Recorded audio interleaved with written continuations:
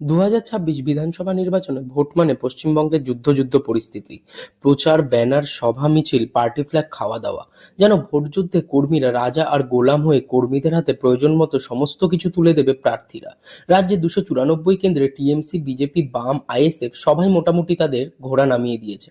আর ঘোড়া কত দূর ছুটবে তা নির্ভর করে আস্থা বলে কার কত ঘাস মজুদ আছে। ২০২৬-এর পশ্চিমবঙ্গ নির্বাচনকে কেন্দ্র করে মানি কন্ট্রোল এমনই 10টি ঘোড়া খুঁজে বার করেছে, যারা রাজ্যের সব থেকে দাপুটে ঘোড়া। তারা নিজেরাই নির্বাচনী হলফনামাতে জানিয়েছে, জঙ্গিপুর থেকে প্রতিনিধিত্ব করবে জাকির হোসেন, যার সম্পত্তি ৬৭ কোটি টাকা। দক্ষিণ ২৪ পরগনার কসবা কেন্দ্রের প্রার্থী আহমেদ জাভেদ খান ৩২.৩ কোটি টাকার মালিক। বিবেক গুপ্তা কলকাতা উত্তরে জোড়াসাঁকো কেন্দ্রের প্রার্থী, যার সম্পত্তির পরিমাণ ৩১.৯ কোটি টাকা। মনোজ তিওয়ারি শিবপুর থেকে প্রতিনিধিত্ব করবে এবং তার সম্পত্তি ২০.৩ কোটি। বাইরন বিশ্বাস সাগরদিঘির প্রার্থী, ২০.১ কোটি টাকা, যার সম্পত্তির খতিয়ান তিনি নিজেই জানিয়েছেন।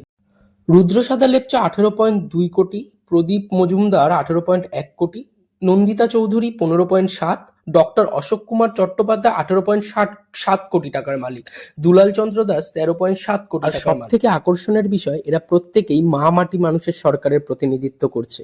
বিরোধী আসনের একজনও কিন্তু এই তালিকায় ১০ জনের মধ্যে স্থান পায়নি বন্ধুরা।